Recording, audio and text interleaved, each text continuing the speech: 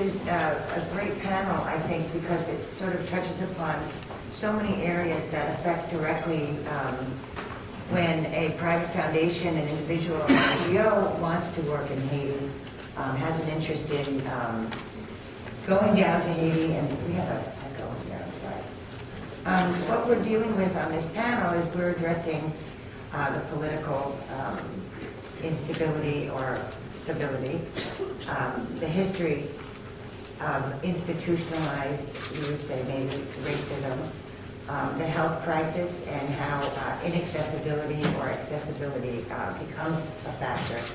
And then, of course, what Professor Olson was saying, which I think really speaks to a foundation or NGO that wants to work in Haiti. For myself, our foundation, initially, we got involved working in community health and development in the plateau. And of course, like many people who are interested, when they first want to work in a foreign country, you choose a topic or a subject that interests you, whether it's children, healthcare, education, and you go in with these great dreams and expectations. I'm going to go build a school, or I'm going to go bring books to kids in the countryside. And of course, these are all great motivators while going in. But it doesn't speak to all of the factors that need to be addressed that eventually could create more problems down the line, and going in and creating what I think has happened in Haiti over the last few decades is almost a shadow government run by NGOs. The NGO community, while the intention there is to improve the life and livelihood of the people, has in turn circumvented working directly with government institutions, whether it's the Ministry of Education, Ministry of Health, because of this suspected corruption, which of course exists in every country on some level or another. It's just a matter of how well it's exposed, I think. So in circumventing the government, we in turn, and I say we, meaning the international community, has in effect made the government of Haiti relatively what would the word be? I don't want to say impotent, but in a sense, they feel powerless when it comes to decisions being made for them. They don't feel in many ways that they have their own voice. And I think it's important for NGOs and private foundations to really take the time to understand the processes of working through a government, even though you might not see, as we've heard on this panel, the laws that are in place being directly enforced. And that speaks to having a multi-tiered approach in going in and working in development to direct services, service delivery, and also policy. I think it's very important that we address policy change and effective policy change when we discuss education, when we discuss healthcare. For example, when you were speaking about cholera and the accessibility to just hydration centers, everyone that's gone to Haiti since the cholera epidemic wants to set up or has set up a clinic or a mobile hydration center, which is wonderful because it's immediate and people can go immediately and get. But when we're speaking down the line, how is this going to be when those tents shut down and the money runs out that's been raised over the last year or 6 months, what's left behind? Are we leaving behind educated doctors, nurses, community health workers, or are we bringing in our own people and then leaving?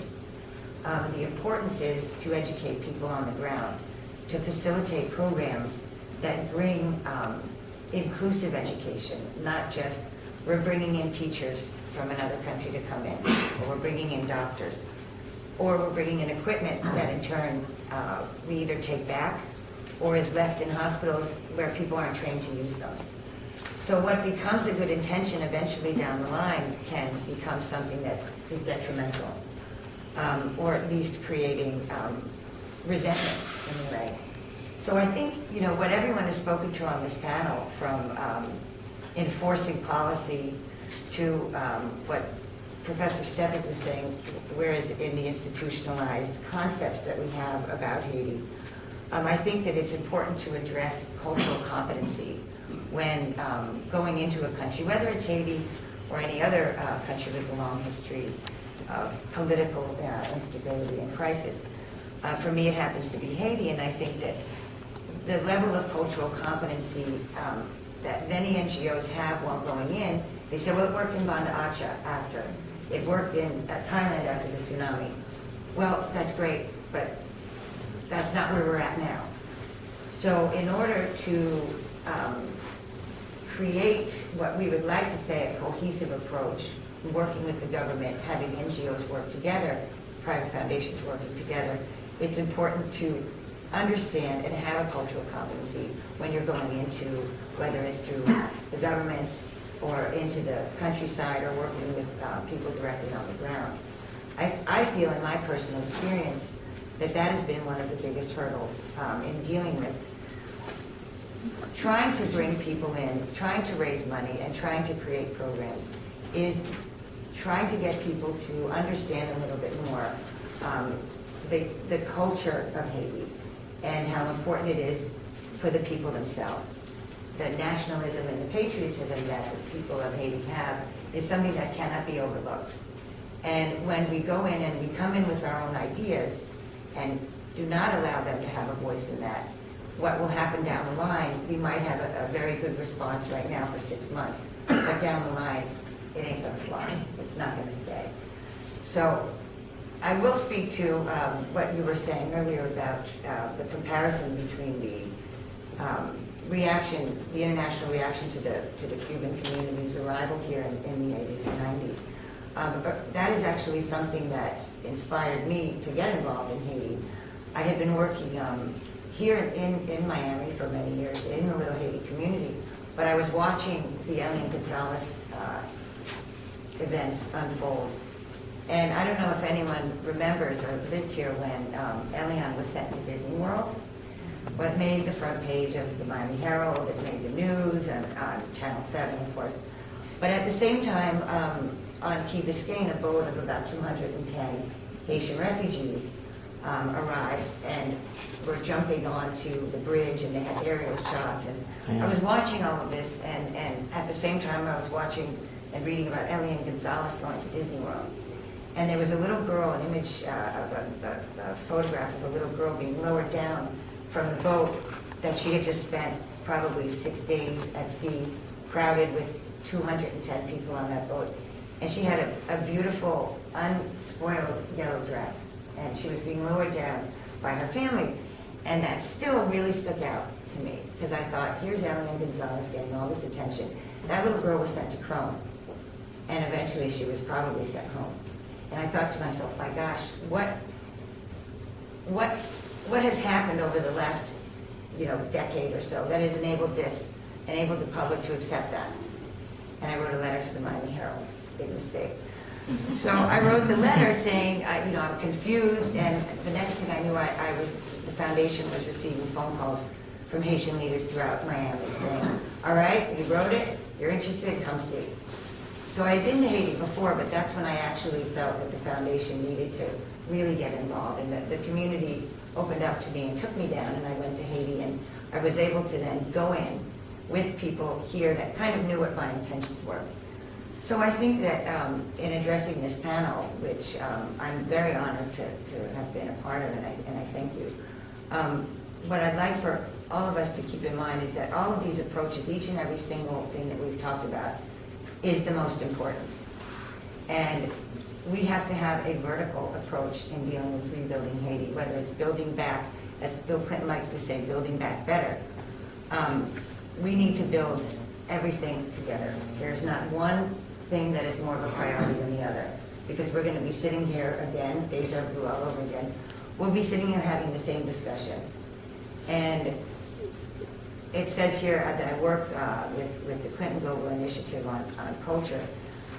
It was very, very challenging to get the international donor community interested after the earthquake in anything involved with culture. It's going to have to happen later. We don't want to hear about rebuilding libraries or museums.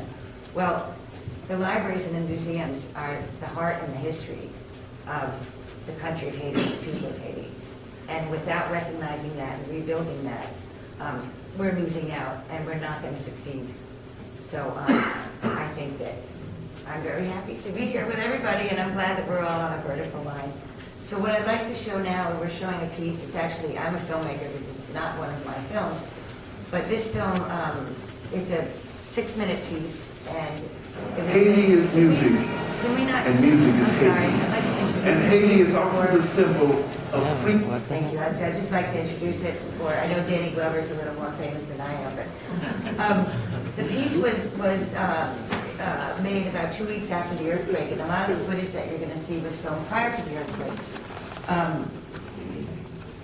It's a composer, Jean Pierre, Haitian composer, wrote this piece, and it was actually conducted by the Dominican Republic Symphonic Orchestra.